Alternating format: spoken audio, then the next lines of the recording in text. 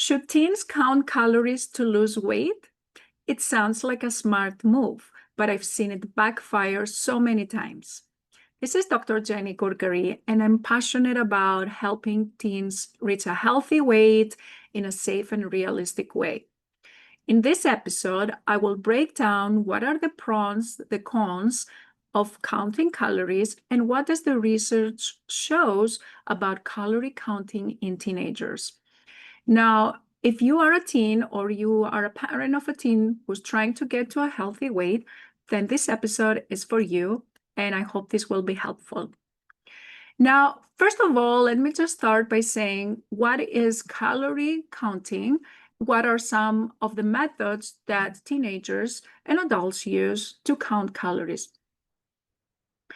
Calories is, simply put, is a way to track how many calories you eat every day.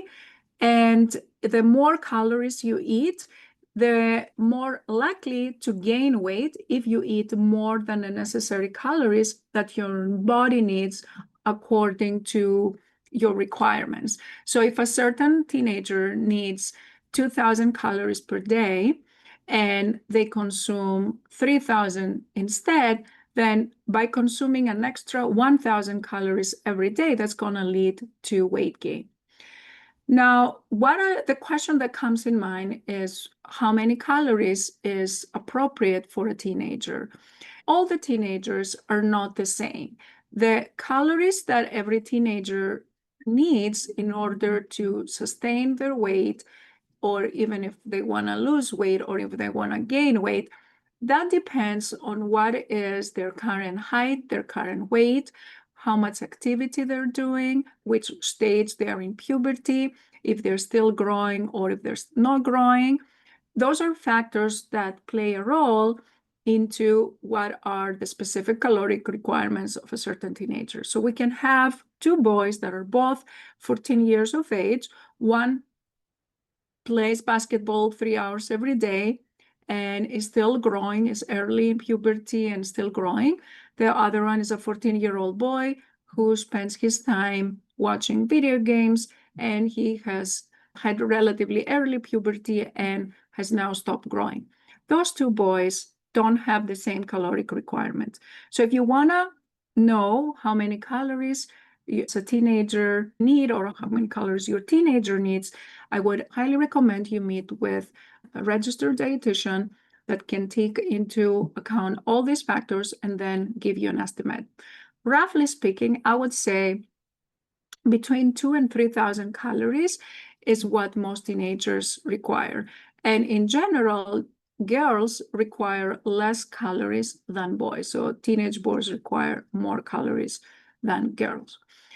Now, the way that teenagers use to count calories, or what they can do if they do want to count calories, they can use certain apps that can track how much they eat, and it will give you the caloric requirement. One of them is MyFitnessPal. There are many more available online.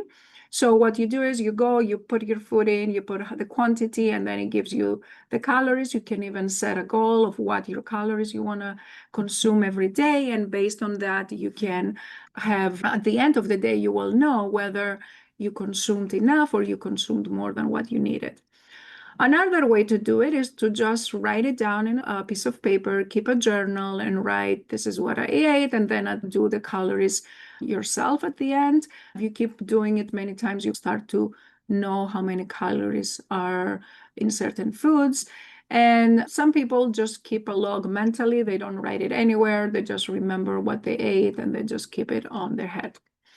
Now, the goal of this, as I said, if a teenager counts calories, to stay below a certain threshold, and then the hope is that by doing that, they will be able to lose weight and get to a healthier weight if they are on the heavier side. Now, what are some of the pros of counting calories in teenagers? The number one, in my opinion, is that it can help our teenagers build awareness about the food that they're eating and whether that has a lot of calories or less calories. For example, a teenager can find out that whether you have one piece of cake or whether you have one piece of broccoli to satisfy your hunger if you need a quick snack, there is a big difference in terms of the calories. By doing this more and more, you build awareness. The second thing is that teenagers learn about the importance of portion control. They notice that if they put 2 cups or 3 cups or 2 plates instead of 1 plate, they realize what is the effect of the portion control in the amount of the calories that they are eating. The third thing that measuring calories can do for teenagers is that it can potentially reduce overeating, and especially of ultra-processed snacks if the teenagers realize that this is going to get them to go overboard their set limits for the day. Another thing that is good with measuring calories is that it gives a sense of control. Like a lot of teenagers who feel overwhelmed, who don't know what to eat, they're frustrated, they don't know if they're doing a good job. It gives them like a rule to follow. They feel that they can choose what they want to eat as long as they maintain under a certain number. So it provides some structure to work with. And some teenagers like to work under this structure. Now, another thing that measuring calories can do for teenagers is that when it is done under supervision by a coach or a dietitian, it can be a nice way to kickstart the healthy habits lifestyle. This is like one of the first steps, is easy to follow. They know what they need to do and they start doing it. And that way they can, again, feel more motivated and feel more confident that they're actually following something that they want to do. They follow the path, and eventually they will get the results that they want. Okay, now, what are the negatives of counting calories in teenagers? Because it's not only positives, there can be negatives too. The main negative is that there is risk of disordered eating. Now, what does disordered eating mean? Disordered eating means that are patterns of eating that are not healthy. Like, for example, skipping meals intentionally, even though when you're hungry, can be a disordered eating pattern. Skipping breakfast when you actually want to eat breakfast because you're hungry, that's an unhealthy pattern. If a teenager goes to exercise excessively because they had a big meal and they want to burn calories to balance what they ate, that's an example of a disordered eating. Sometimes this focus with strict caloric count can increase this kind of behaviors. Another negative effect is that it can create anxiety in teenagers around the numbers of the calories that they have consumed. They may start counting excessively. A third negative effect of measuring calories is that it doesn't take into account the hunger signals.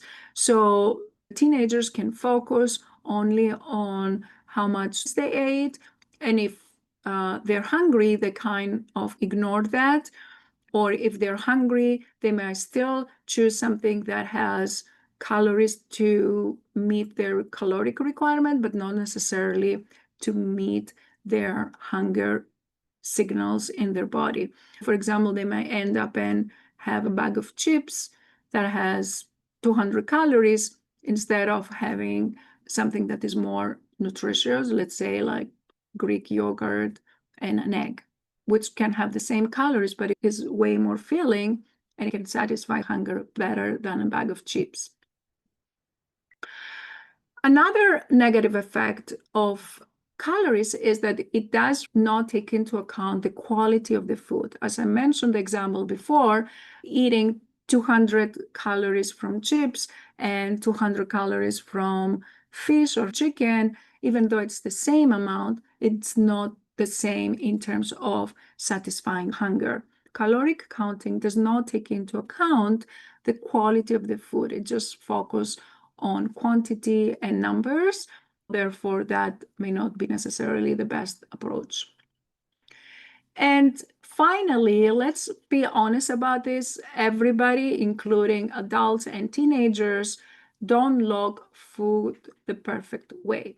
Mistakes are very common, and oftentimes we tend to underestimate the amount of calories or the quantity that we are consuming, or we may not count mindless snacks that we may eat. We may not actually include that in the caloric counting because we say, oh, that's just a small cake, it doesn't count, or that's just a small plate when in fact it's a big plate. So a lot of inaccuracies in the caloric counting can make this method less beneficial, and people may not get the results that they want because they don't log the calories the right way. So to summarize, there are both negatives and positives when it comes to counting calories in teenagers. So what is the answer? Should teenagers count calories or they should not? The answer, like many other answers, is it depends. It's not a straightforward yes or not. Measuring calories is just a tool. It's a learning tool that can be beneficial when a teenager tries to get most of the benefits without as much negative effects as possible. So the best way to do caloric count would be if it's usually short term, it's hard to be long lived. It can be supported by a professional to see if it's mainly used as a tool to build awareness around what is healthy eating and whether the overall pattern is within the expected terms or not. Usually it is very hard to keep caloric restriction for a long time, and it also has the risk of rebound effect, especially with those diets that are very strict. They create this sense of starvation, and then at the end of the diet, there is rebound weight gain when teenagers start to eat again normally. So, in my opinion, we should see this exercise of counting calories more as how can we build the skills around what is healthy, not the numbers, but how to recognize hunger and what are the different options, how does that makes us feel. In my opinion, another approach that can be better is, for example, the plate method. It's much easier where half of the plate is with veggies, a quarter of the plate has protein, and a quarter of the has whole grains. Again, we try to use one regular plate, and we also track habits like how much fruits and vegetables I ate, how much protein, how much water, how many servings of vegetables. We also want to focus on overall lifestyle, which does not include only food, because getting into a healthy lifestyle and maintaining a healthy weight and a healthy lifestyle also requires that teenagers also sleep enough hours, they exercise more, they have less stress, and they feel that this is sustainable and not restrictive, and they focus on this for a long term. So next time when you try to eat something, notice how that meal make you feel. Did it make you feel good afterwards, or did it make you feel that you overate and you're stuffed and you're heavy and you're tired, you don't feel well, or you feel sad, or you feel upset, and all those things. There is also certain foods that are more beneficial to teenagers that naturally have more insulin resistance. So choosing options that minimize the insulin resistance of puberty can be beneficial. And so if you're putting the effort, do it in a way that is in alignment with your puberty, not against it. So to summarize, calorie counting can help some teenagers, but it may not be beneficial for all teenagers. If you are measuring calories, or if your teenager is measuring calories and that does not lead to obsession with it, and you actually are able to have a healthy relationship with food and not a strict set of rules, then that would be a good way to do it. And also, if it is progress, like doing better one day than you did yesterday, that is also important. If you use it as a method to keep a log of what is going on and how your habits and how your nutrition improves over time, that is also very helpful. So I hope this was helpful. If you watch this on YouTube, please don't forget to like and subscribe. And you can also download my free resources for 30 recipes, lifestyleforteens.com/recipes, if you want a quick start on 30 recipes that are high in protein and can be ready in less than 30 minutes for teenagers. I'll talk to you soon. Take care. Bye.